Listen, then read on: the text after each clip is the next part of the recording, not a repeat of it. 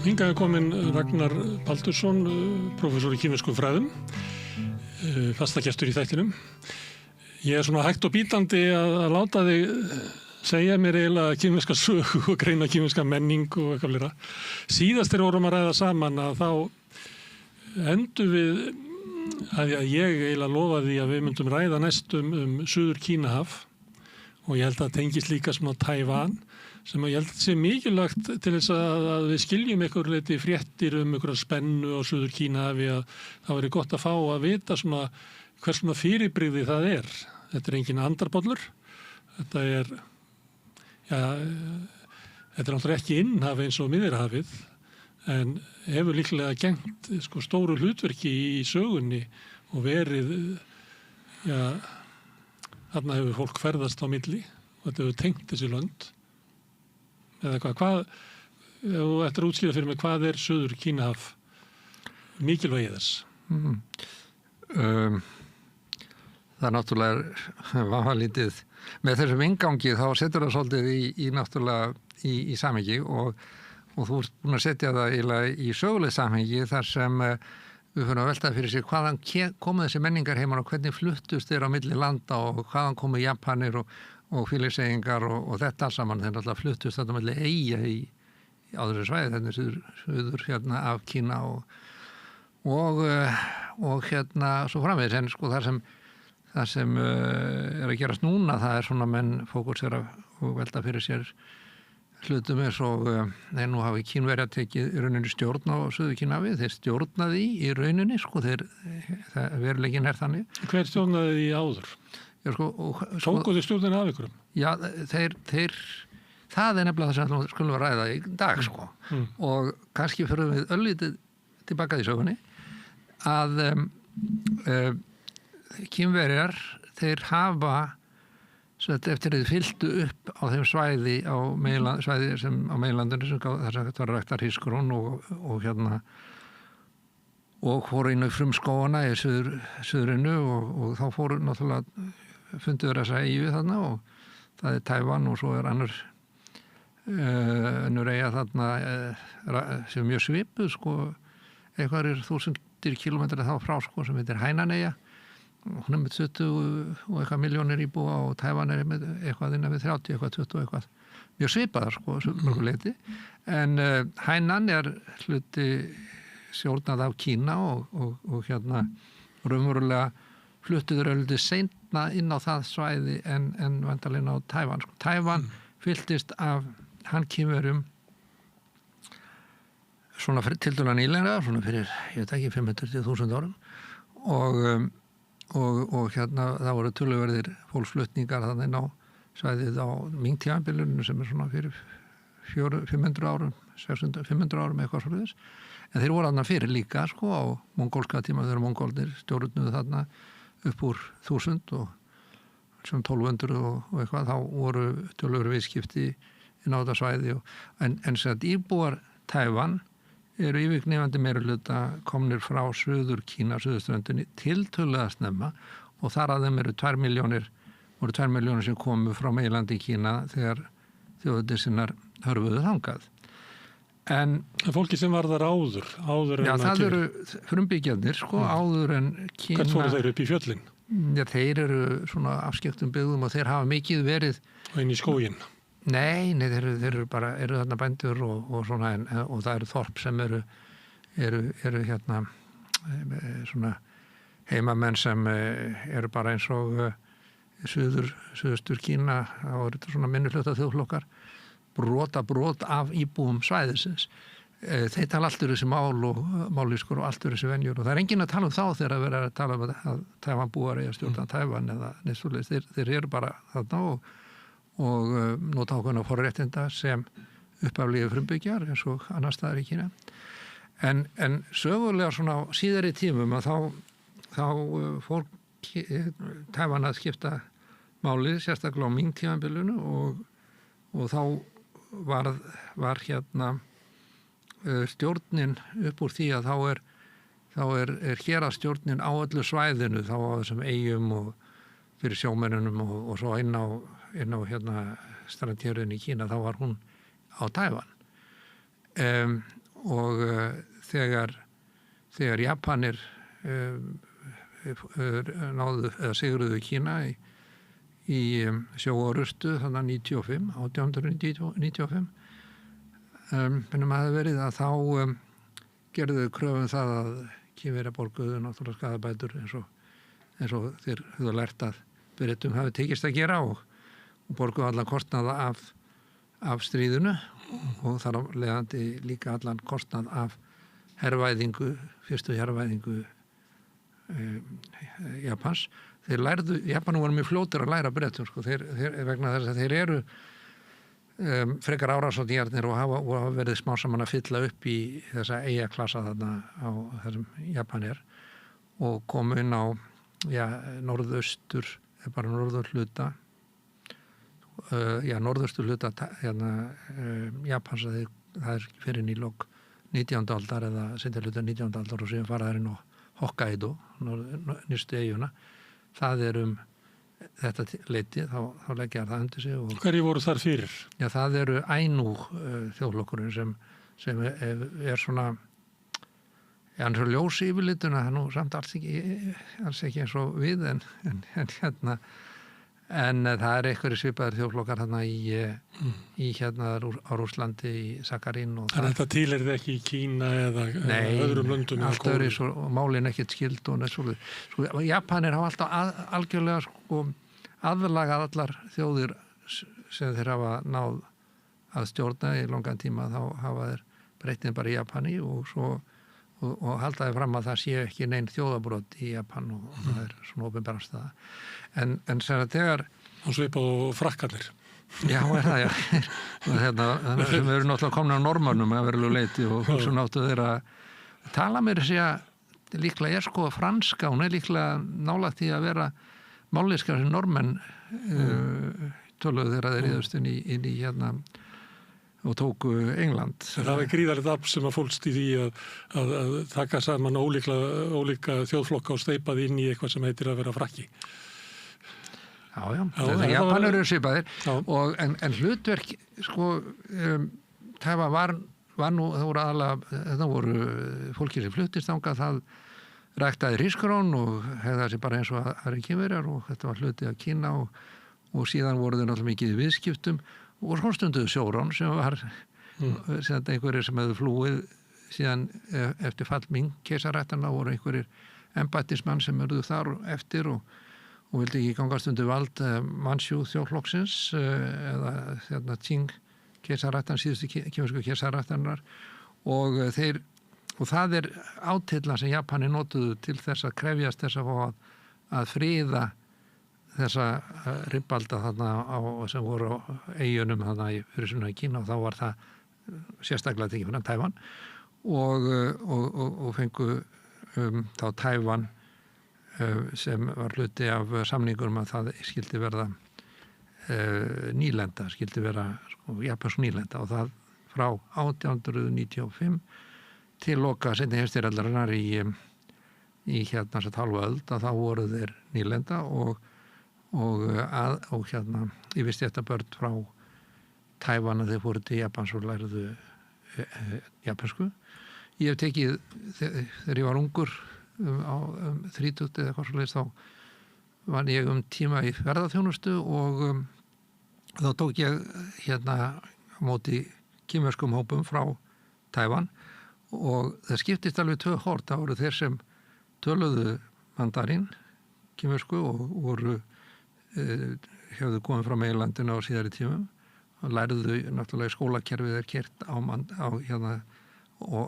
mandarín á Peking-mállýskunni. Það skólakerfið og Tævan ekki á því, ekki á þessum suður kínversku mállýskunni. Það sem sagt ríkismálið er sama í höfudráttum og á meilandinu og á Tævan.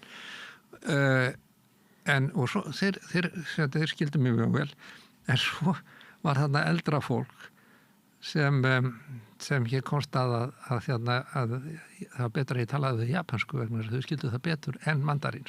Það var svolítið ástandi fyrir 30 árum og það lýsið svolítið hvernig sagan hefur leikið á svolítið grátt þegar að flakja þarna á milli. En við upphaf þegar ég byrjaði að lesa sögubækur Kína sem þá var Manki-saga sem var kendi í fyrsta bekk gagnfræðaskóla minnum við, að þá voru 3 blaðsíður Kína, 3, ég held örugglega ekki meira, og það var bara því leyti sem það kom nálægt vestrænni sögu, og það að við höfum alltaf tilhengu að líta á sögu Asíu og landa sem eru langt í burtu sem einhvers konar, bara fjalla það sem skiptir máli fyrir okkar sögu. Og þess að milli bara gerist ekkert? Nei, gerist ekkert og hefur engan aðdragandi. Og þetta fundið fólk? Já, þetta fundið fólk, má segja. Það eins og Marco Polo brúin, hún skýrði eftir Marco Polo sem fann brúna. Og svo var einhver Mount Everest skýrði eftir englendingi sem fann fjallið. En þetta náttúrulega eitthvað allt annað á kínversku. En þá hlutverk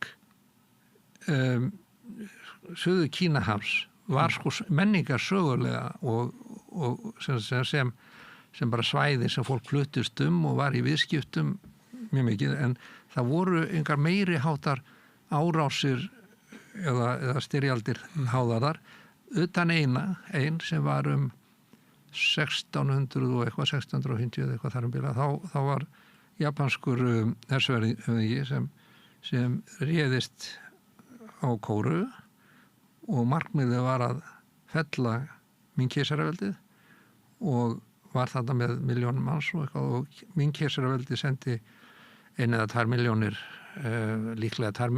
talan líklega mismunandi vegna 1 milljón kannski hermenn og svo 1 milljón viðbóð sem að sjá vistur og að fæða þetta lið, og þeir unnu sigur á Japanurum, japanska innrásarliðinu.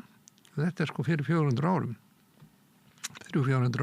og ekki mjög langur tími sögulega, og rákuðu landi því að þeir voru með samninga að verja Kóreu, en Kóreu var mjög háð og náið Kínverjum. Síðan þetta bakgrunnur bak við það að árið 1910 þá leggja blanda Japan sér inn í innanlandsátök í mismunandi konungsætta og innan ríkisátök í Kóreu og innlima Kóreu í Japan, sem töluvert annað en að vera nýlenda. Kóreu var ekki nýlenda, það var hluti af Japan, og þegar við tölum til dæmis seinni heimsstyrjöldina þá voru þeir tiltölulega fljótir að mennta upp ákveðin hóp kóreumanna sem voru þá verið stimplaði síðan Japanir, sko. Þú veist, mér að tala að Japanir hafi stjórnað Mansjúríu eða norðaustu Kína og það voru nú oft stór hluti að þessi liði var þetta kóreumenn.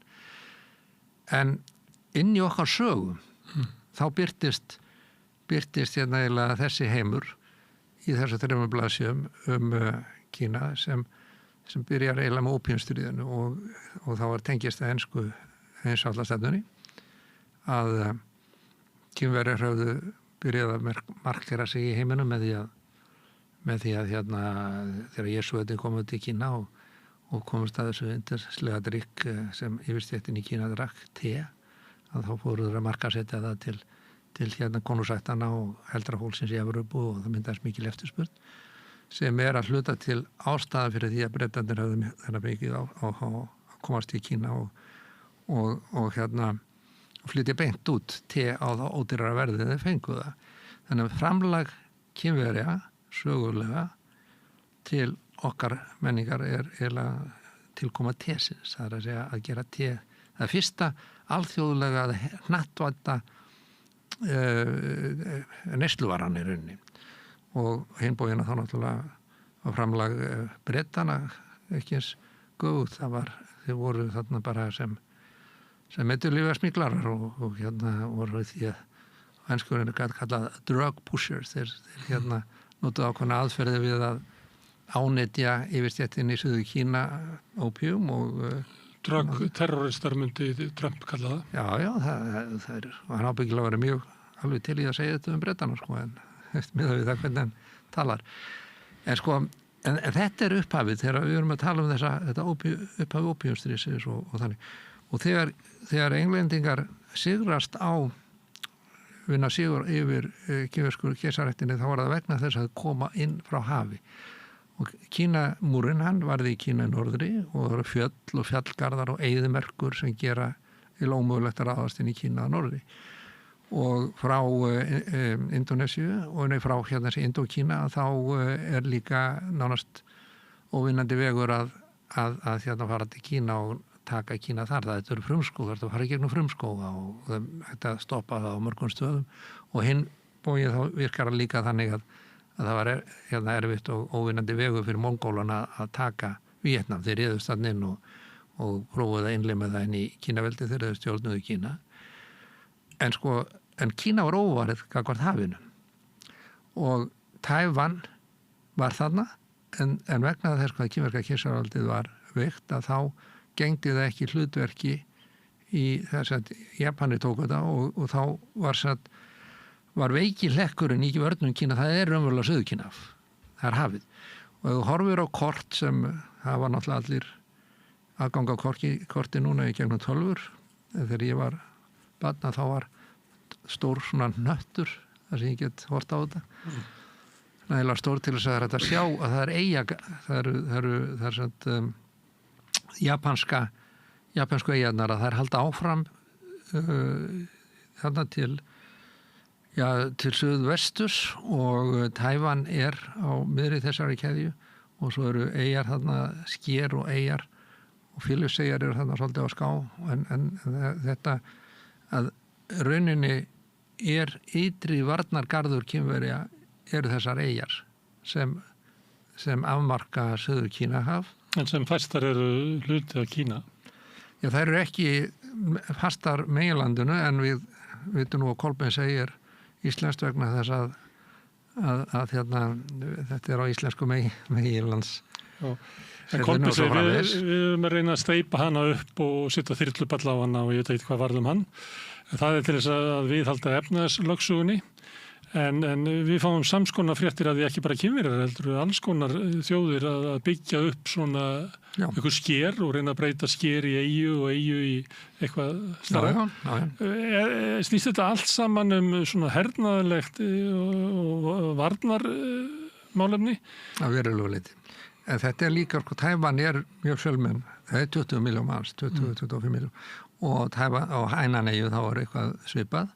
Og þetta er bara svona Norðurlöndin og það er ég hef verið að velta þessari sögu mikið fyrir mér það er alveg magnað að í lok seinni heimsstyrjaldarinnar þá hérna sendi Shanghai Shek einhverja hermenn til Tævan og til að taka við stjórn eyjunnar þegar Japani fóru og þeir voru svona sveitamenn eða bara ribbaldar og ruddar og þeir lítu svo á að óvinnir þeirra væri náttúrulega þeir sem hefðu unnið með Japanunum og það var yfirstéttin á Tævan og hún talaði japansku eða yngri hluti þeirrar kynslóðar og þau nauðguðu konunum og rændu hérna aðalstéttina sem þarna var allt í þá náttúrulega frelsunar Tævan frá Japanum, þetta voru þjóðundir sinnar. Og síðan þegar í lok innanlandsstríðsins í Kína, þegar þjóðirnir sinnar höfðu raklast á norðurstur Kína og þá höfðu lent í svipuðu dæmi raunverulega, þeir voru ekkert mjög sérstaklega vel liður í liðinni, Japanar höfðu stjórnað Mandsjúríu, þjóðirnir sinnar koma þarna inn í hérna borgina mjög hratt og með aðstoð Bandaríkjanna og hér sem fluttið á með flugvélum. Stalin hafði hérna, rauðu banditennir, hvað þú ekki verið að hann hafði stjórnað Mandsjúríu í hálft ár eftir sigurinn af Japanum og þá koma hvítu banditennir sem voru þjóðirnir sinnaðir. Á þessu halva ári þá hefðu kommunistennir grafið sig á Mandsjúríu og hérna verið í sveitunum og haft bara áróður fyrir kínverskri menningu og hérna og bara komið sér fyrir með flokksdeildum og hérna skæruliða grundvallar hérna aðferðir sem er að fara að vinna sér fylgi almennings og því lauk sko með lauk í stuttumáli þannig að hérna kommunistandi brunnu og þjóðinni sinna töpuðu í mjög undarlegu stríði því að einhvern tíma þá hafði hérna þessi her þjóðinni sinna aðeila náð að sigra nokkurn veginn svona mestu leyti kommunistan og þeir voru ítt upp að landamærunum að Rússlandi eða Sovétríkjunum og þá allt í einu þá kemur skipun frá Shanghai Shek að hleypa þeim úr herkvinni að þeim sleppa sko. Og þetta nú ekki mikið í sögubókunum, það að lesa dálítið mikið og dálítið grannt og skilja hvað við verið að tala um. Mig grunar að Stalin hafi ekki fyrirmælið til Shanghai Shek það að vera ekki að hleypa kommunískum undiróðusmönnum og kjærluðum inn kínverskum til Rússlands, til Sovétríkjanna vegna þess að 1 milljón ferkilometrar lands í Sovétríkjunum fyrir norðan landamæri Mansjúríu þeir hérna það var áður kínverskt landsvæði og Rússar höfðu náð því undir sig á tímum óbyrjunstríðsins með því að notfæra sér veikleika Kína og ósigur þeirra gagvart hérna Bretum og þvinga keisarastjórnina til að afsala sér völdum á þessu svæði og þeir tóku það og þetta ekki mjög langt síðan, þetta á síðar hluta 19. aldar á þann tíma og þá hafði þannig að sko, en það sem ekki sagt mig greinlega hversinu ósköpunum ætti hérna Shanghai Shek að taka við fyrirskipunum frá Stalin.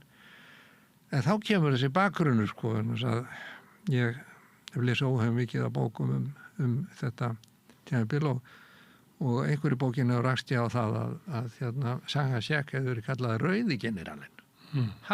Var hann ekki bara stríðið við kommunistana? Þá kemur nefnilega ljós að hérna þegar þjóðnísinnaflokkurinn endurskipulaður og Sun Yat-sen hérna, ég man ekki hvort það var rétt eftir að hann var látin eða hann var, ég er ekki ólíklegt að hann hafi verið nýlátin og þá komu Sovétmenn og hjálpuðu, það var áður hann lést að þá byrjaði hann að hjálpa þjóðnísinnum að endurskipuleggja þjóðnísinnaflokkinn eins og kommunistaflokk á grundvelli fyrirmyndarinnar frá sovéska kommunistaflokknum. Shanghai Shek fór til Moskvu og var þar í 5 mánuði og hitti Stalin. Og Stalin veðjað á hann sem hann vill hafa hann sem nágranna. Hann veðjaði á hann sem tilnefndi hann til að vera fyrsta skólastjóra herskólans í Kanton hérna Hvambu herskólans og hérna og svo byrjaði hann að senda mikið af hergögnum og til þeirra. Kommunistaflokkurinn hafði verið stofnaður eitthvað stutt áður en þjóðnísinnaflokkurinn var endurskipulaður og það var svona meira trotskistandi sem voru í tengslu við það, Sínóníef og einhverju aðrir sem voru þar og það var ákveðið svona mismunur. Engin hvorki Stalin né Trotski trúði því að það geti orðið bylting í Kína, það var alveg útilokað vegna þess að byltingin átti að vera í iðnaðarlöndum og hérna þeir sko en Stalin taldi að það ætti að styrkja borgarastéttina í Kína meðan Trotski sagði bara að kommunistjarnir gengdu á hlutverki að hafa sem mest læti og gera bænda uppreisnir og verkföll og bara svona íta undir óróa í ríkinu og þannig grafa undan heimskapitalismann. Þannig að kínverska byltingi tengist alveg beint inn í bæði deilur innan Sovétríkjanna og annar staðar og í stuttum málið þá var þetta til þessi fyrirmæli það að til þjóðnísinna hersins fyrirskipa herföringunum að sleppa kommunistunum þannig að þeir voru bara, þeir svona börðust með hálfri með bara annari hendinni þess að voru ekki raunverulega að reyna að ná valdum á þeir og síðan hver á fætur öðrum þá gengust þessir herir þjóðnísinna undir handaði aðurinn á fórustu kommunistaflokksins og þetta upphaf rauða hersins í rauninni sko, sem stórs þessa afl sem saminaði Kína En af hverju, ef að þú ert... Já, Stalin vildi í rauninni skipta Kína, hann vildi ekki hafa stórt ríki þarna. Þannig að og þetta nokkuð í mörgum sögubókum að það var, hann var að reyna að ýta undir það að Mannsjóra yrði þá kannski fylgiríki og væri með náttúrulega sósíalist og allt saman og kommunista mættu ekki að ráða því, helst ekki Má hins vegar, einhver annar af þessum staðbundu leiðtókum. Og svo þegar styrjöldin hósta þá hélt hann áfram stjórnmálasambandi við þjóðernisinnana, alveg þangað til þeir rökluðust til Tævan. Og þá fyrst eftir það þá hérna tekur hann stjórnmálasamband við Rauða Kína eða við kommunistana. Og það var ótrúlega hratt sem það barist sumstaðar á milli kommunistana og þjóðernisinnana, en til dæmis Shanghai og Nanking og einhverjum slíkum stöðum. En í höfðdráttum þá var sókn þeirra alveg ótrúlega hröð, sérstaklega eftir þau komust yfir Yangtze-fljót og þá rúlluðu bara upp hverju fætur öðru hérna, og þjóðernisinnana herinn bara gekk í lið með þeim að merulegu leyti. Sem við bara í hugmyndunum að stick with the winners. Nei, það var ekki svoleiðis. Sko. Það var hermaði þá sniður að vera í sigurliðinu. Kann að vera einhverjir hafi hugsað svoleiðis en í höfðdráttum þá voru báðir herinnir pólitískir her. Það var innrætt í þá. Voru pólitískir kommissarar bæði í þjóðernisinnahernum og kommunistahernum og þeir kendu að þeir væru að þessu til þess að vinna að sameiningu Kína og reyðjaburt í Jöpunum og nú komin tími til þess að vinna sameiningu Kína og svo rifustur það hvort ætti að gera það. Shanghai var ekki sammála, vildi helst ekki skipta Tævan, skipta Kína. Stalin kom með tillögu það og Bandaríkjamenn stöddu það að Kína yrði skipt og kommunistendin fengju norðurhlutan og Shanghai fengi hérna suðurhlutan, suður af Yangtze fljóti og hérna þeir komu og hittust og þetta var rætt í fúlustu alvöru. Það veit ekki hvað það var sagt nákvæmlega á þessum fundum. Já, það getur verið að það sé kannski einhverju leynilegum punktum einhver staðar, það eiginlega hlýtur að vera, en það hefur ekki verið birt. Mjög líklega voru þeir sammála það að gera þetta ekki. Og eini í Kína skipti meira máli, en svo greindi þá það hvort það væri sem ætti að gera þetta, hvort það ætti að vera kommunistaflokkurinn eða hvort það ætti að vera leið þjóðernisinnanna.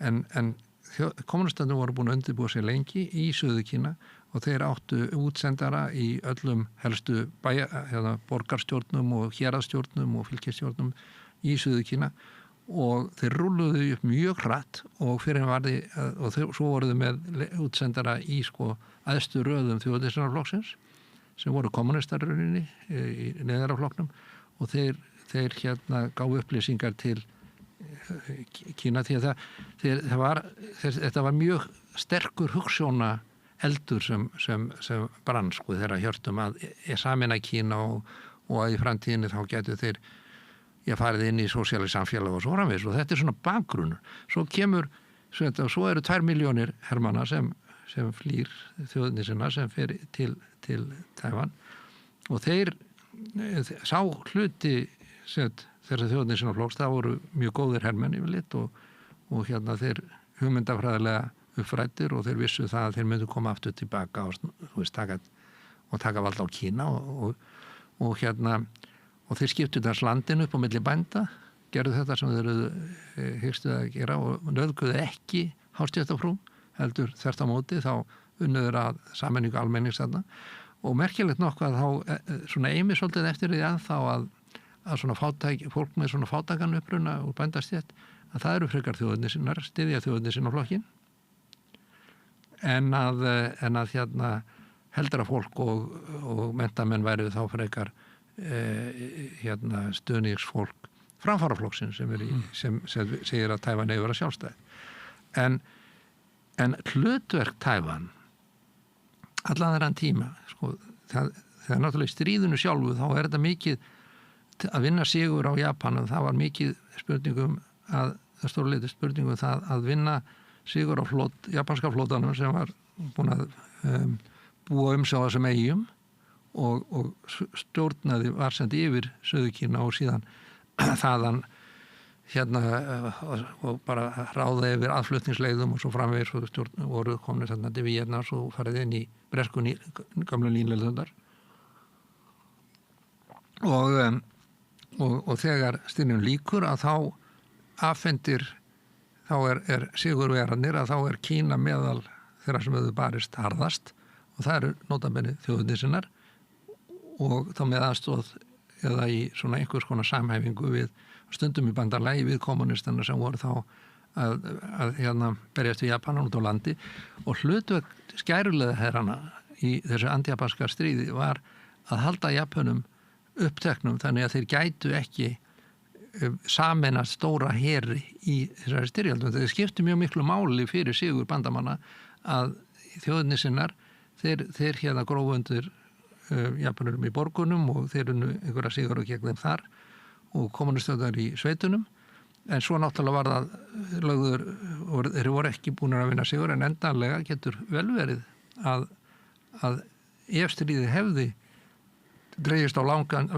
og þeir hefði ekki og bandamann hefði ekki notað kjarnorkusprengju heldur hefur ráðist inn í landið inn í hérna Japan þá hefur orðið að kalla eitthvað hernum frá meginlandun og þá hefði Kína jafnvel náð þá hefði líkunar á því að þjóðnir sinnar hefðu náð tökum hefðu verið miklar en það bætir flækjustíð að í þessu öllu saman er að Stalin auðvitað vissu bandaríkjamennum það að Chiang Kai-shek var maður Stalins og þeir treystu honum bara alls ekki og þegar hérna og maður getur veltið fyrir sig hvernig stríðið hefði farið ef það hefði barist til enda en allavega var það þannig að þeir lögðu niður vopn og sumstaðar þá afhendu Japanir kínverskum kommunistum vopn sín en yfirleitt þjóðirnir sinna flokknum því að þetta var í kannski borgum og þá fenguðu slík vopn en síðan þegar eftir að Chiang Kai-shek hafði flúið til Tævan þá ætluðu bandaríkjamenn ekki að skipta sér að þessu lengur bara kommunista mættu bara ráðast á þetta og ganga frá þessum bandamönnum sovjetmenna á Tævan og svo myndu kínverski kommunistar bara ráð þessu og svoleiðis og bandaríkjamenn hugsa ekki mjög langt fram í tíman þeir hugsa eiginlega bara þessa nú yfirstandandi orust í Íran og hérna nú eru þau búin að sigra Íran, ég veit ekki ótal sinnum og telja sig vera búin að sigra og það er náttúrulega ekkert svo einfalt Búin að koma á friði í heiminum bara margsviðis. Já, algjörlega og alltaf þú veistu svona umfangs meiri sigrar og meiri læti og meiri sprengjum og nú eru þau búin að klára vopnabúrið í bíli og þetta með að klára vopnabúrið það hefur líka þýðingu þessu vegna þess að þeir skellt á refsutollum á Tævanbúa sem kom Tævan þessum framsóknarflokki eða framfaraflokki Tævan sem við völd þar núna algjörlega í opna skjöldu að þeir skildum skella á refsitollum á Tævan og þeir var ákveðið panikk þannig að þeir ákvaðu það að þeir samdu við það að við bandaríkjamenn að þeir skildu fá mikið af getur fengið bara opnuður raunverulega feldunuður alla toll af ymsum vörum sem hefur verið hátollaðar til þess að vernda tævanska bændur og þar með eru þeir náttúrulega búin að missa töluvert fylgi með tævanskara bænda sem eru ekki mjög ánægði með sem eru höfðu ekki áður Nei, þeir eru raunverulega að grafa undan bændastéttinni á Tævan en og svo gerði forseti eða kosin leiðtogi Tævan stjórnar hann gerði samning eða búin að gera samning kaup alveg óhefum miklu magni af vopnum frá Bandaríkjunum og sem allavega mikið rífist á Tævan og margir segja þetta sé nú bara annars flokks vopn eða þið þóru ekki að selja einhvers góð vopn til Tævan vegna þess að þá komist kommunistarnir yfir að þegar Tævan verið sameinað og staðreyndin er svo að þeir hafa ekki ennþá sendt vopni til þeirra. Þeir talað að þeir hafi selt þetta meira og Kína mótmælir en Bandaríkjamenn eru ekki búnir að senda vopni og núna þá hafa þeir ekki lengur vopnir eins og þeir eru búin að nota þau og eitthvað af þeim náttúrulega eftir. Svo er að gera ástandi flóknara, þá er hérna meiri hluti þingsins styður þjóðernissinaflokkin og flokksbrot sem fylgjandi sameiningu og meðan forsetinn talar mikið að Tævan sé í rauninni sjálfstætt svæði og þurfi ekki að lýsa yfir sjálfstæði og eitthvað neður þeim nótum. Aðeins hérna framfaraflokkin, það flokkur sem að vill að Tævan verði sjálfstætt. Það líklega fólk sem að metur sér svo að það eiginlega tómtmál að tala nema að Bandaríkin veiti þeim vernd og stuðning. Þannig að Bandaríkjan þurfa að vera sterkt heimsveldi til þess að sjálfstætt Tævan sé mögulegt. Eða hvað? Já, ég svara bara á kínverska máta já og nei. Já. Það flokkurinn náttúrulega og allir þessir flokkar þarna hérna Tævan að þeir eru klofnir og stór hluti, ég held að yfirgnæfandi meiri hluti að Tævanbúar vill bara óbreytt ástand, það að segja ekki að lýsa yfir sjálfstæði því að þá Kína búin að lýsa því yfir að þá myndi þeir bara koma og taka yfir Tævan heldur óbreytt ástand þar sem þeir fá bara að gera það sem sýnist og auki viðskipti við meginlandið og halda áfram að hérna, svo eitt Tævan gegndi mjög mikilvægu hlutverki og gegnir enn í þróun kínverska hagkerfis núna því að stór hluti af þessum erlendu fjárfestingum að það kemur frá Tævan þannig að það og margar af þessum stóru versmiðum Tævan meðal annars í örflögu innaðinum og tölvubransanum að þau eru ekki þau eru ekki á Tævan heldur eru þau á meginlandur. Frísvæðum á meginlandinu.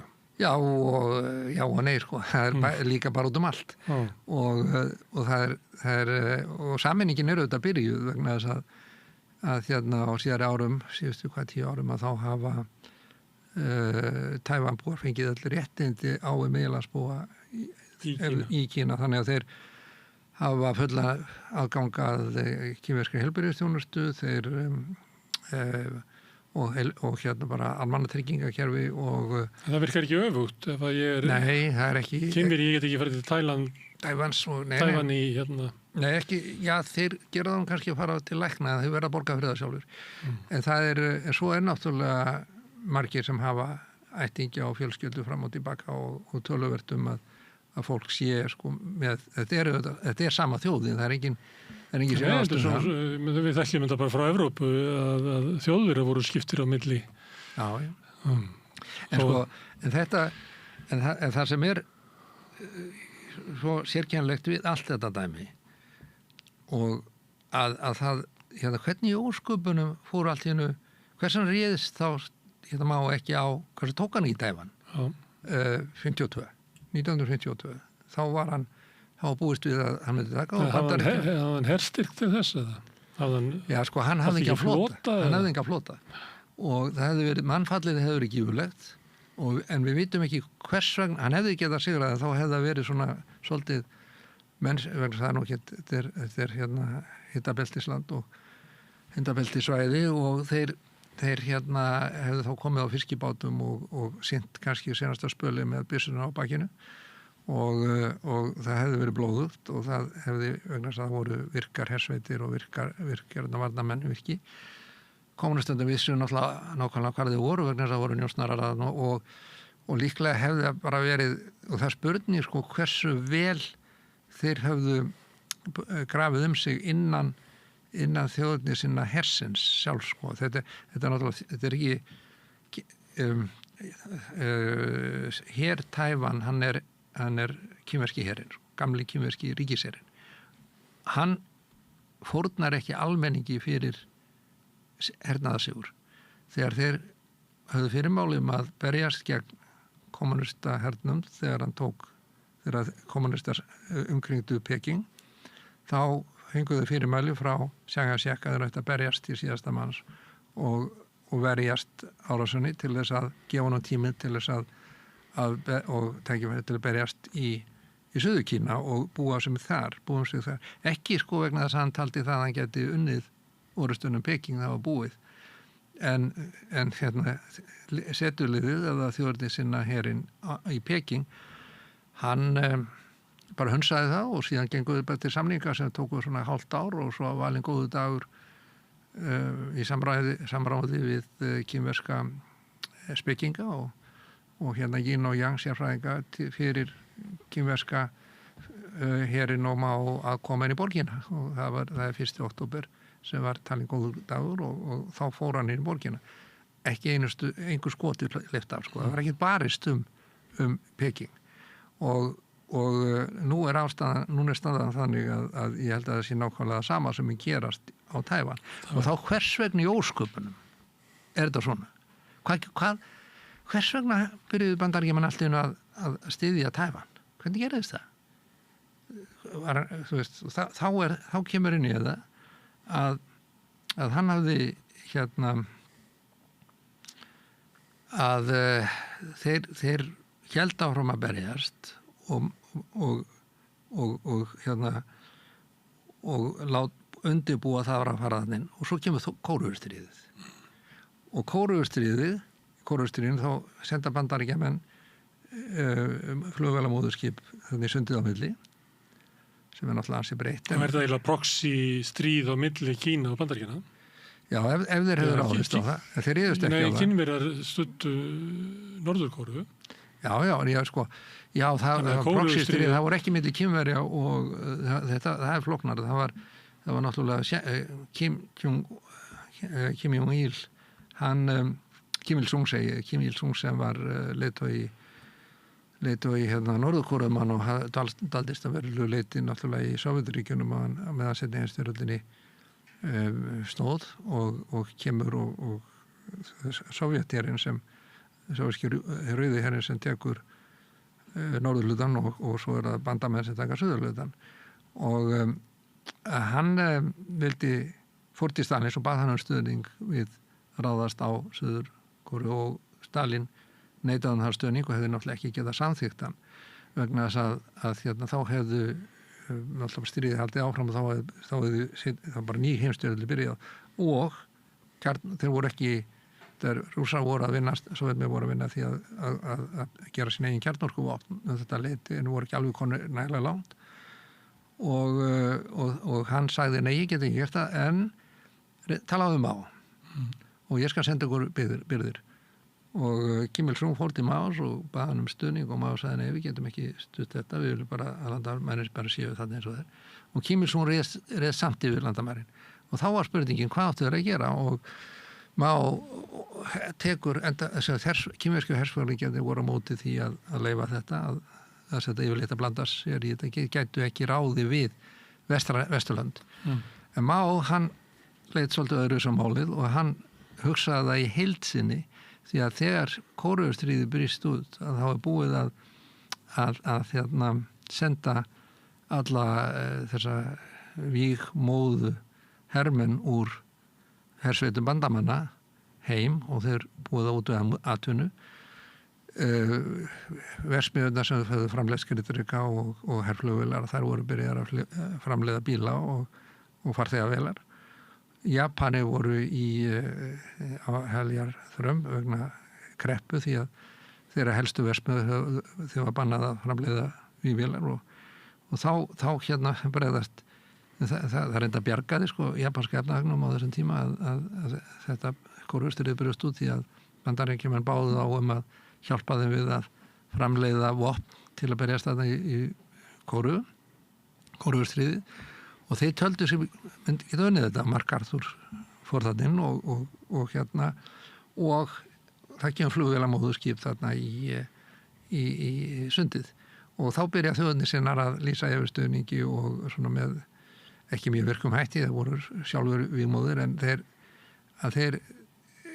eru sem að þá byrja þeir að ráðfæra sig og nálgast Bandaríkjamenn og eiginkona Shanghai Shek fer til Bandaríkjana, bjóð þar í húsi sem síðan var í Washington, sem síðan var sendera bústaður Íslendinga og hérna, ég veit að við höfum ekki gert neitt með það, en allavega þá var hún þar og síðan byrjaði hún að rækta vinskap við bandaríska pólitíkusa og útskýra fyrir þeim að Shanghai Shek væri þeirra bandamaður í baráttunni gegn Það heimskomunismanum.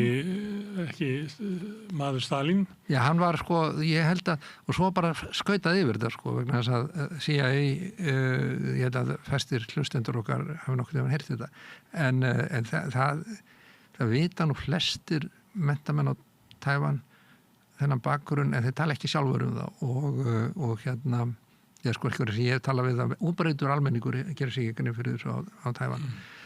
En þá breytir sko ímyndin og það unnið virkt og svo kemur CIA inn í það og það byrjar að hjálpa við þetta og það, til dæmis það ég var svo meðað við það hvað Japani voru ræðir og sagt að þau væru bara illminni sem dræpu konur til skemmtunar og nauðguðu óljóttum konum og skáraður í kviðin og þetta gerður í Nanking og svona alltaf bara svo ríðustir þarna Pearl Harbor og það voru bara sjálfsmorðstilraunir og sjálfsmorð, ekki tilraunir, bara fremdur sjálfsmorð til að eyða einhverjum bandarískum vopnum.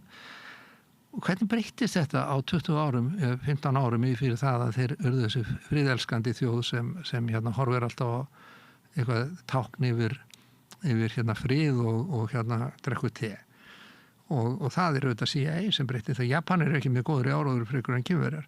Það CIA sem breytir þeirra ímynd og svo það líka náttúrulega bandaríska leiðin sem í því að breyta ímynd þjóðinni sinnana.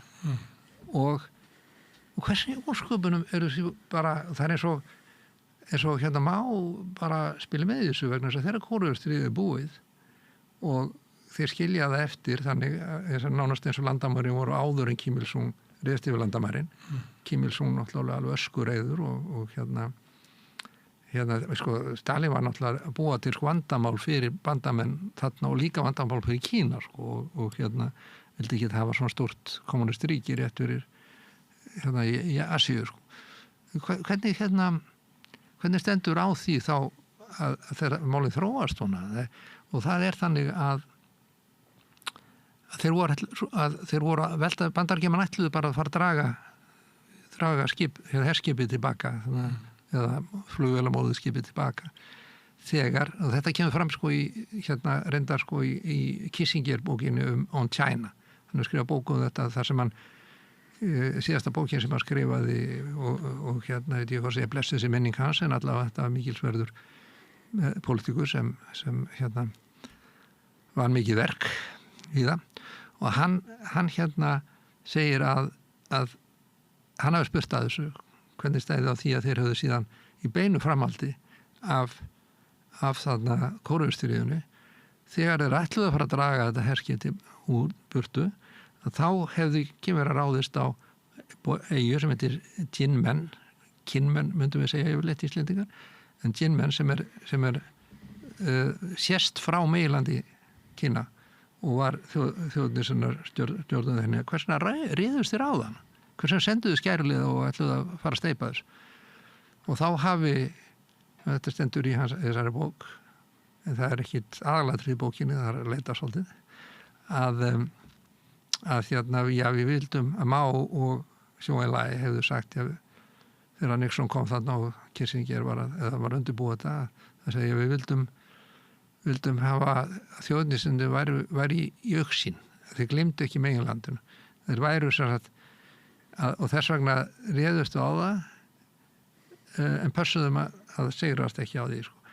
Og meira en það, og það sem Kissinger segir ekki en þá liggur í orðana hljóman var að þeir pössuðu sig á þá, hann sagði það reyndar að þeir pössuðu sig á að þeir réðust ekki að bandarísku hersveitina sem voru sendaðar í Kinmen og vissu nákvæmlega hvað það voru og það voru ekkert sendaðar og það fjall engin bandaríkjamaður til varnar Tævan en þetta sýndi greinilega að Tævan, að kommunistendum voru að berjast til Tævan voru þeirra óvinnar og svo fekk Mao Stalin til að lofa því að hjálpaði mögulega við kjarnorkusprengju og hóta því að ef Bandaríkjamenn hjálpuðu þjóðnir sem að ráðast á Kína þá myndi hann beita kjarnorkusprengjunu þannig að það var ekki gert og þá allt í hann breytist allt og hversin er ósköpunum það er sko þetta stóra eitt af þessu stóru leyndarmálum í þessu og það lýsir því hvernig Kínverjarnir líta á umhverfið í heild sinni og á söguna ekki í skammtíma heldur lengra sjónarmiði og það er því að sko, Kínverjar höfðu ekki kínverska alþýðulífið hafði enga sjóher, hún hafði enga flugher og síðan bara eru þeir að skjóta þarna í einhver áratugi eftir í 10-15 ár held ég að minnst ásti þá voru þeir að skjóta og skiptast á flugskeytum eða á fjallbyssu skotrið á þessa eyju og passuðu sér alltaf að hitta engan sko, að vera ekki að drepa neina eða eitthvað en það var allt ófröðu greinilega, þetta voru ekki vinir og kínverska lýðveldið það er Chiang Kai-shek sáum að halda upp í lögum og lofum á Suður-Kínahafi og þess vegna voru bandaríkjamanna ekkert að fara inn á Suður-Kínahaf og elda grátsilfur við þjóðinni sinna vísu Suður Víetnamar 1970 eitthvað í byrjun 8. áratugarins að þá byrja þeir að fara inn á Suður-Kínahaf og eru að ráðast einhverja eyjar og þjóðin sinna svara en þá allt í henni kemur kínverski flótinn og kínverjar og með hernar aðgerðir gegn Suður-Kína og þá er kínverski herinn stuggar þjóðis sinna hernum? Nei, alls ekki þjóðin sinna hernum þjóðin sinna herinn hann heldur sér frá á meðan að Kína hefur ekki flota þá er fínt að hafa þá Kína rétt byrjuð að byggja flota og þeir fara og reka Suður Víetnamanna frá eyjunum og Kínverjar hafa sagt það að þeir hafa bara notað sér tækifæri þegar það var vopnahlé í gildi á milli Suður Víetnam og þjóðir sinna sem þá væntanlega bandaríkjaman hafi komið á eða eitthvað þá hafi farið það inn en óneitanlega lítur þetta svolítið út eins og að þeir hafi í samhæft aðgerðir með þeim hætti að þeir héldu Víetnamum frá Suður-Kínahafi og allavega þá fóru Víetnamir ekki eftir þetta, þeir fóru ekki mikið inn á Suður-Kína og ástandið var bara þetta. En Kínverjar gera kröfu að stýra og stjórna Suður-Kínahafi.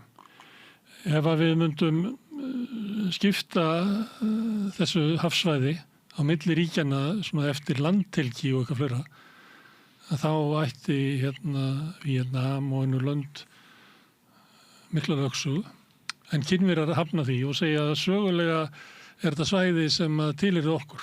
Já, þetta er ágændis lýsing á því, þetta er svona svolítið en við ætlum að fara að tala um Rockhall-svæðið þá eigum við það náttúrulega allt saman Íslendingar. Og maður sé svona teikningar það sem eru einhverjar smá punktalínur það sem að segja að þetta er bara sögulega okkar svæði. Já, og punktalínan var gerð af einhverjum bandarískum Nú er það ekki kínverskt kort? Jú, kortið er kínverskt en punktalínan sem er gerð þarna, þá var bandaríkjaman sem gerði þetta eftir loks heimsstyrjaldarinnar og það markera og þeir kínverjar miða sjálfur við þessa punktalínu og segja að þetta er og eins og staðan er núna þá eru þeir raunverulega að segja það að við erum búin að byggja hérna flota og við erum miklu meiri hernaðarstyrkaldur höfum áður og við getum varið. Já, en þeir eru ekki að segja þetta. Þeir séu ósköpunum eftir að segja þetta. Það kýftir ekki málið, bara gerðu þetta. Þeir eru að gera þetta og ég bara er að túlka það sem við hafa gert. En hafa önnur lönd byggt sig undir þetta? Eða gætu við séð þarna, ég veit ekki hvort að kalla þetta landamæradeilur þegar maður er langt út á sjó. En gætu við séð langvarandi átökum það hvar einhver miðlína á milli landana í að liggja? Nei, þetta er búið. Kínverjar búnir að taka þessu. Þannig að þeim tókst að búa til bara svona póka niður úr landinu og sem að fer ansi nálægt. Þeir líti ekki svoleiðis á. Tævan er á miðjum sem póka og þetta landsvæðin, landhelgin og miðast auðvitað við landamerkin sem voru ákveðin á fundi í lok seinni heimsstyrjaldarinnar af leiðtogi Roosevelt og þessara hershöfðingja þarna og Bretana Churchill var á þessum fundi og Chiang Kai-shek var á þessum fundi og þá voru landamærin bara fyrir Kína þá voru þau ákveðin að Kínverjar eru að framfylgja þeim. Þannig að tilnæmni annar ríkja til þess að byggja upp eitthvað sker og eitthvað fleira til þess að geta gert eitthvað gröfu, þetta er bara, þessi átök eru bara liðin tíð. Það eru einhver svæði sem eru ennþá umdeilanleg og þá segja Kínverjar þetta er okkar og Víetnamar segja þetta er okkar svæði og síðan hafa Víetnamar að suma þessum eyjum, þá hafa Víetnamar styrkt og stöðu sína og byggt upp einhverja aðstöðu fyrir herinn og en á flestum þá hafa meginlandskynverjar þá hafa það tekið það yfir.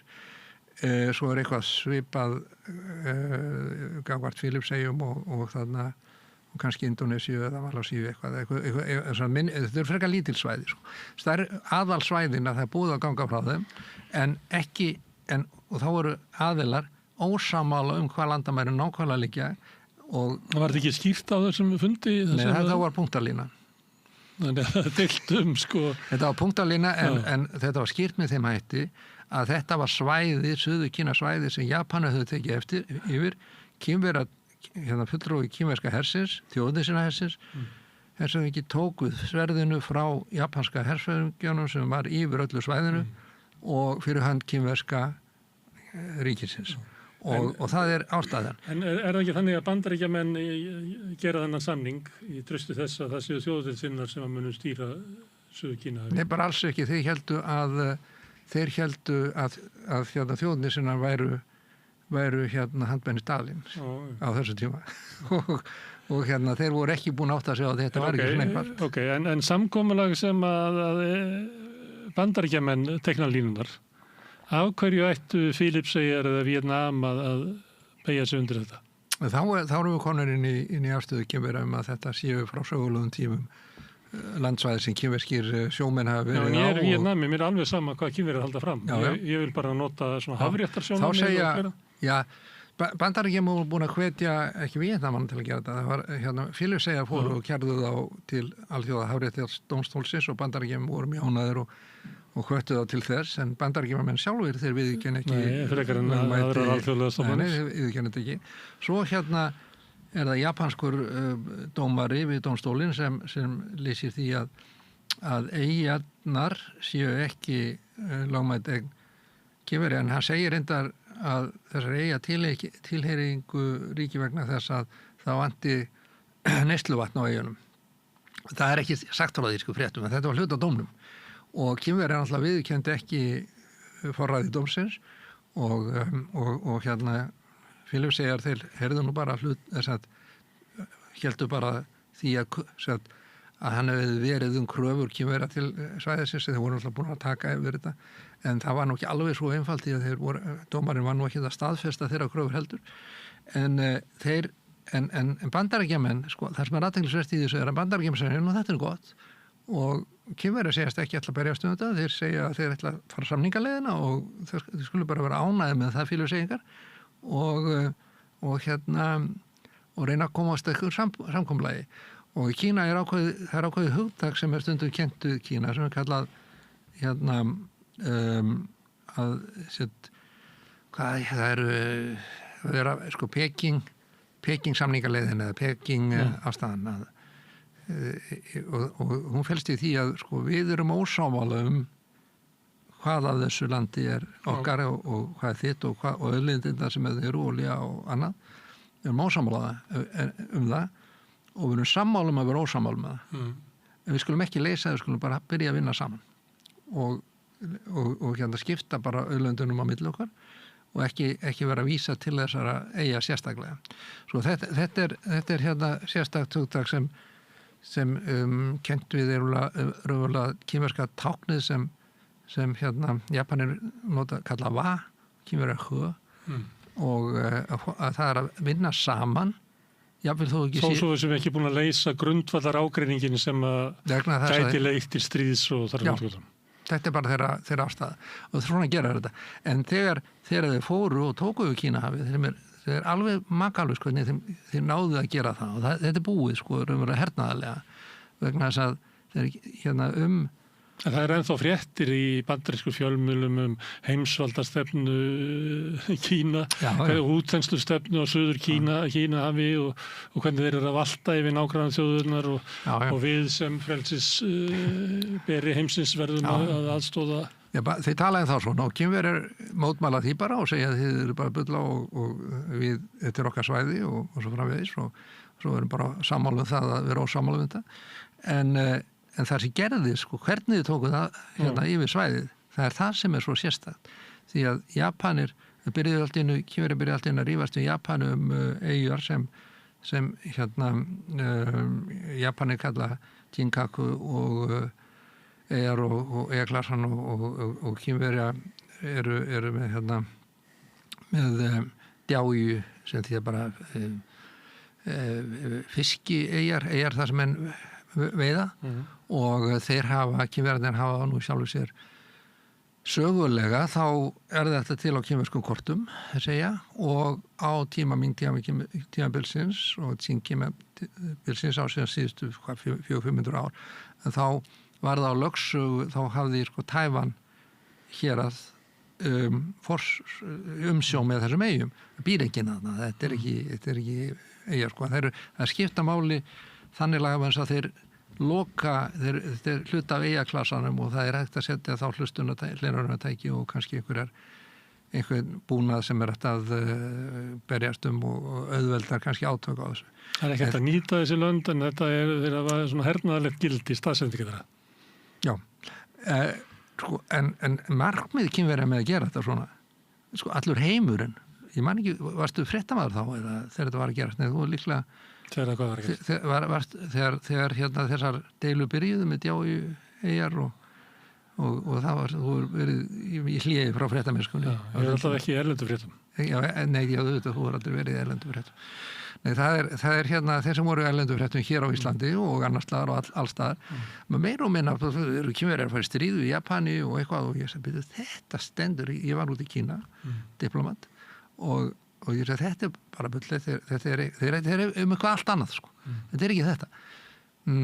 Þá voru bandaríkjamenn, einhverjir í Bandaríkjunum sem voru að hvetja Kínverja til að, sko, þeir sögðu sko, að leiðin fyrir að höndla Kínverjana er að fá Tævan til þess að gera bandalag við Japani á móti meginlandinu sem við styðjum og þá getum við höndla hérna yfirgangin í Kínverjum. Þetta var það sem þeir voru að reyna að fá til. Og þá það sem Kínverjar byrja að byggja flotan, þeir eru líka ákveða á flugumsjónarsvæðið með því að vegna öryggissvæðir sem þá var það ákveðið sko yfir öllu þessu svæði sko. Og það var einhver smá hávaði út af því og hérna síðan fylgdust allir með því þegar Kínverjar voru að efla flotan og bara horfða á þetta í beinni útsendingu og Kínverjarnir eru með þessu gamlu kort og þeir eru með þá staðreynd að þegar heimsstyrjöldinni lauk þá voru Bandaríkjamenn með hérna settu þeir sko þessar eyjar inn á herstjórnarsvæði Okinawa og voru með herstöð þar en þeir lýstu þið aldrei yfir að þetta væri hluta af Japan, alls ekki sko. Svo þegar þeir fóru frá Okinawa að það bara fóru þeir og þeir sögðu ekkert það. Þeir afhentu ekki, þá voru konum með stjórnmálasamband við hérna meginlandið og þeir gátt ekki látið vini sína á Tævan fá yfir eyjunum vegna þess að þá því allt í bál og brand á milli Kína og þeirra og þeir vildu ekki hérna þeir voru á góðum hérna ráðgjafa menn á góðum ráðgjafalaunum voru að sannfaraðum að þeim mættu ekki afhenda til Kínverjana þessar eyjar. Þannig að þeir bara fóru og Japani tóku yfir eyjarnar og síðan þegar hérna Deng Xiaoping einhvern tíma var að ræða við Japani þá var ákveðið að gera ekki með þetta sko, þetta skiptir ekki máli og þetta skiptir ekki máli sko, ekki öllu máli sko, það er bara ákveðna sögulega forsendur sem gera það verkum að Kínverjar telja sig að hafa betra og þeir eru með sko eitthvað kort sem eru ekta og Japanir með eitthvað kort sem eru kannski eins og að hafa einhver teiknað á þau sko, þannig að það er svona ákveðin rök en Japanir stjórna eyjunum sko, og þannig að hluta þessu ég taldi það þessum tíma þetta var að tryggja það að tævanskir að þjóðin sinna elska að Tævan búar Kínverjar á Tævan myndi ekki fara í fangið á Japanum og það hefur líklega haft hann sko, þeir fóru Kínverjar meginlandskínverjar fóru ekki með kínverska fánan upp á þessu eyju en Tævan þjóðir sína frá Tævan fóru með hérna fána upp á þessu eyju og voru að rífast við Japanina líka sko, voru að senda skip og svoleiðis, en þeirra floti var honum valdalaus og hafði ekki bolmagn til að standa upp í Japanunum. Kínverski herinn gerir það. Og hvað var markmiðið? Markmiðið var, sko, ég uppkvötaði ekki fyrir löngu seinna, eða svona, já, 1 ári seinna, þá fóru Kínverjar skyndilega að hættu þeirra að tala svo mikið um þeirra djájueyjar og hérna allt og tóku Suður Kína yfir á nokkrum mánuðum.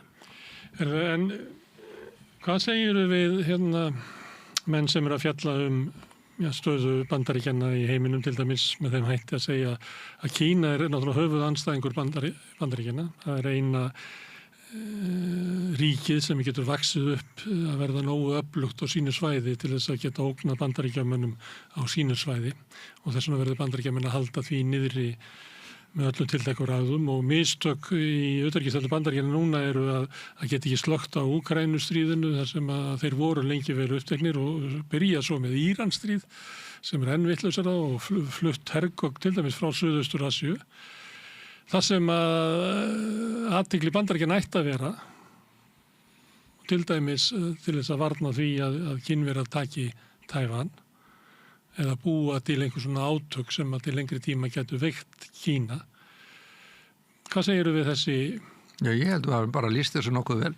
Þetta eru þetta markmið Bandaríkjamanna og Kínverjar vita það mjög vel og tala ekki sérstaklega mikið um það, þeir bara vita því og eru þá með viðbrögð við því og þetta stríð búið. Þannig að það sem Þannig að þú myndir svara þessum mönnum sem verður að halda langa fyrirlestra þetta og ég er svo sem hlusta á það það nú bara eins og mér sæmir og fleiri sem að halda fyrirlestra á YouTube þetta. Þú myndir bara að segja við út af miskilita kæri missæmir. Þetta búið. Já. Þú ert að lýsa yfir að Bandaríkjamenn efla sig í einhverju stríði sem löngu lokið. Já, það ekki löngu. Það er svona 3 ár. Já, svona, það gerðist raunverulega þegar þau tóku yfir Suðurkína. Þá var þetta búið. Það fyrsta lagi þau voru búin að sína það, sá sem ræður yfir svæði, hann ræður yfir því. Okay? Og þá búið... Kína réði ekki yfir Suður-Kína hafi... Nei, þeir tóku eyjarnar, fóru inn og byrjuðu að byggja og setja upp loftvarnar kerfi á þessum eigum og svo framvegis og þið gerðu þetta alls saman mjög hratt á svona 2 árum og svo afgerandi fyrstu mánuðunum. Hættu að tala um djájugeyjar nema þeir náttúrulega, ef þú spyrir þá og tala við kínverska sendiherra þá útskýrir hann fyrir því að það er nákvæmlega svona þetta er okkar eyjar. Japanir eru þarna en við erum byrjað að fara með landhelgisgæsluna, sko, það er okkar landhelgisgæslu skip sem eru þannig í kringum og tryggja það að sjálfbæra veiðar þarna og við ákveðum hver er þarna og það er umverulega þannig núna við þessar eyjar. En hérna svo stundum í fréttum í Japan að það hafi verið einhver skip að koma nálægt hvert öðru og svona framvegis. En þetta var hlutaði að þeir eru sína að í veruleikanum að þá er það sá sem ræður svæðinu sem stjórnaði og hérna og það ljómar og svo frekar einfalt að segja það sá sem að ræður stjórnar svo einfalt er það og þeir vissum að þetta sé sama táknið á kínversku að ráða og stjórna nei það er reyndar að stjórna er reyndar orð sem er með er alveg hundgammal það er eins og svona borðið þarna, það er eitthvað svæði og svo eru 3 dropar og það þýðir vatn. Það er nefnilega tengt hrísgrjónarækt. En við skulum sleppa því í bili, en það er að stjórna sko ræktuninni. Síðast að það getur haft mjög mótandi áhrif á stjórn ríkja hver ræður ávitunni. Já, ekki bara, það var náttúrulega aldrei ríkin sem reyður já, ok, þeir voru það var ekki þannig, þetta er svo gamalt að það voru ekki ríkin, það voru byggðarlögin og svo framvegis. Ég er að draga þig út í ógúgur. Ógúgur, ekki bara, þetta verður svo langt samtaf, en allavega þá var það í Kína þá til skák sem heitir Weiqi, á kínversku heitir það Weiqi og japansku heitir það Go og það eru bara hvítir og svartir, svona, ekki menn heldur, hérna tölur sem hann leggur á reiti og svo framvið. Eins og mentos. Já, það er sko Tævan er aukt þarna, sko, þú getur vel spurt hernaðarsérfræðinga af því, ef einhver ræður öllu heilu landi eða einhverju landsvæði og það eitthvað eitt fjall í miðjunni og það einhverju nokkra hersveitir, það skiptir ekki máli. Þú stjórnaði, þú þarft ekki að fara í einhverja harða bardaga þetta fjall eða þessar eyju eða einhver ein eyja þarna og það er svo Ísland, ef Bandaríkjamenn með vilja að taka Ísland þá gætu þau tekið Íslands sem þeir ráða svæðinu í kringum okkur. Þannig að það er bara svona, það þarf ekki að taka það. Þannig að þetta stríð búið hernaðarlega, Kínverjar stjórna öllu svæðinu. Ef þeir þurfa, þá geta þeir farið og hérna tekja yfir og sá sem bersti bregst við og verst, hann er umhverfað að fórna mannslífum til einskis. Þannig að þetta er svipað ástand eins og þegar þeir tóku við Peking og þjóðnir sinnar bara lögðu niður vopnin. Þannig að þú býst við því að heldur það meðan að þú lifir? Þá verður þetta saminað? Ég held að geta bara gerst í að þessu ári raunverulega. Það er hugsanlegt. Svo ég held að gerist örugglega Þá erum við að tala að Tævan og Kína saminist. Já, það saminist. Sameiningin, sko, í fyrsta lagi saminist undir einu ríki en tvö kerfi. Tvö kerfi, tveir fánar og þú veist það bara eins og Hong Kong er með fána og Macau er með sinn fána og Tævan verður með sinn fána áfram bara og síðan fá þeir samningsatriði verður hvort þeir fá að nota sinn fána líka með kínverska fánanum á Ólympíuleikunum og hérna ég hef ekki hugmyndu það getur vel verið að samningaviðræður séu nú þegar hafnar en það fer umverulega bara eftir leiðtoga þessa framfaraflokksins hvort að hann vill að eða hvort að það er búið Bandaríkjamenn og Trump er búin að lýsa yfir að hann ætlar ekki að skipta sér af því hvernig þessi mál var að leyst. Trump er þetta búin að segja svo margt Hann er búin að segja svo margt að menn trúaði ekki. En bandarísk hernaðaryfirvöld Bandaríkjamenn þau þora ekki á svæði. Kínverjar eru búnir að taka yfir svæði, eru búnir að koma fyrir hérna neða sjávarköplum sem fylgjast með öllum förðum allra, þeir eru búin að setja fallbyssu hreiður og loftvarnabissur á allar eyjar þarna í umhverfinu og þetta er búið. Það er einhverju átök á Suður Kínahafi þar sem að Bandaríkjamenn eru að hefta útbreiðslu Kína. Þið finnst þetta að vera bara rugl? Þetta er fyrir innanlandsneyslu og þeir eru ekki að láta eftir Kínverjum En akkur er við að hlusta á þetta? Þú heyrir svona fréttir bara í ríkisútvarpinu. Við heyrum svo margt í ríkisútvarpinu. Þegar þið byrjuðu að tala um þetta þá fyrst þegar tók eftir þegar stundum koma ungir fréttamennin á ríkisútvarpið og veit ekki hvað þeir eru að tala um og þá segja ýmislega sem Þýð eitthvað amerískar fréttir. Ekki einu sinni það þeir skáldi í þarna svolítið. En þetta er það skrýtna við þetta allt saman sem ég finnst svo undarlegt við þetta. Það er hægt að skilja þetta núna svolítið en það sem er svo skrýtið það er eins og þetta hafi verið ákveðið í upphafi fyrir 1949 eða 1952. Það er aldrei skrítið vegna þess að það er eins og þeir hafi verið í samspili að Shanghai Shek hafi kannski verið með þessu. Shanghai Shek bað Bandaríkjamenn reyndar einu sinni um aðstoð við að flytja skriðdreka inn á meginlandið og ráðast á meginlandið.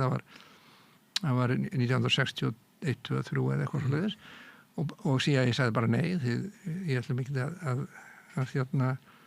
ífa upp þá voru nefnilega Sovétríkin þá var deilan á milli Sovétríkjanna og Kína byrja og við getum hjálpað þér endilega þarna og ég veit ekki hvort það var hversan þeir sögðu nei þið gerða það ekki. Herðu, Ragnar, ég þakka þér fyrir að fara að láta það eftir mér að ræða Suður Kínahaf og Tævan núna.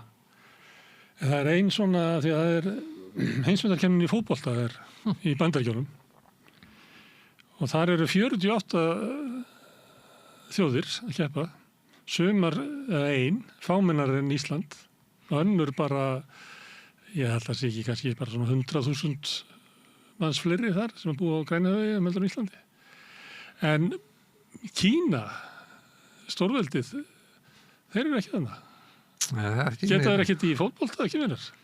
Jó, þeir eru ágætis fótboltamenn þarna og svo hafa stundum góðir fótboltamenn spila með þeirra liðum eins og íslenski fótboltamenn hafi farið þarna og spilað í nokkrum, allavega Nanking og kannski einhverjum öðrum borgum. Verið við þjálfara líka, kvennaliðið betra. En það og Xi Jinping mikil aðdáandi fótbolta. Og þess að fótbolti alveg, er mjög sérstök hópíþrótt, því að það verða hver og einn liðsmaður verður að vera sterkur og öflugur og geta afrekað ýmislegt og hleypir hatt og skorað með þarf og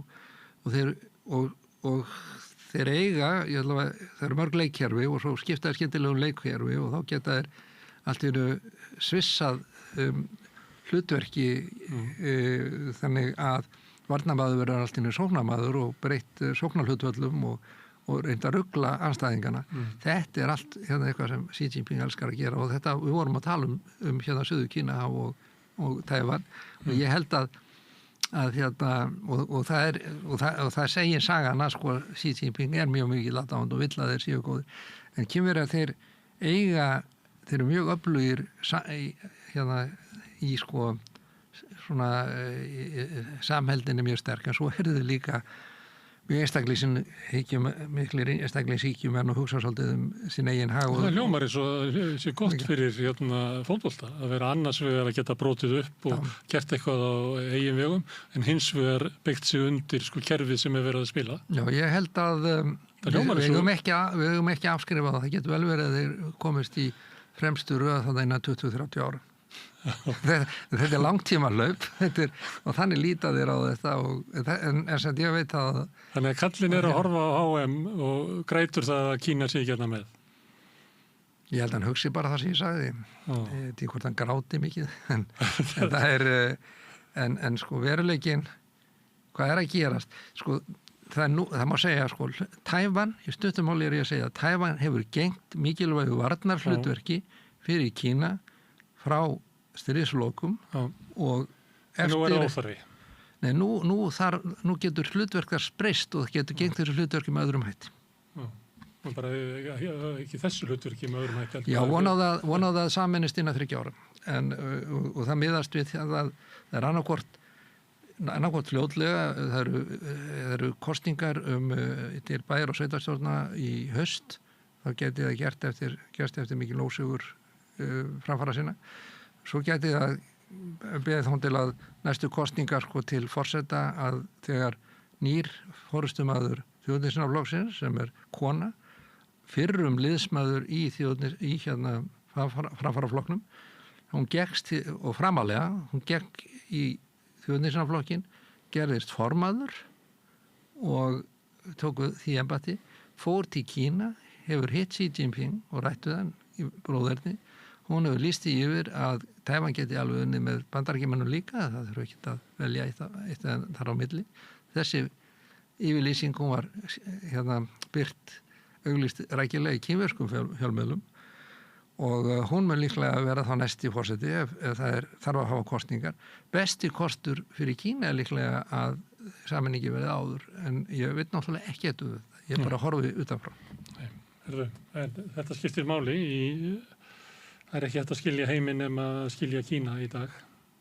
Þannig er það. Já, þess vegna fáum við þig hingað reglulega til þess að tala um Kína.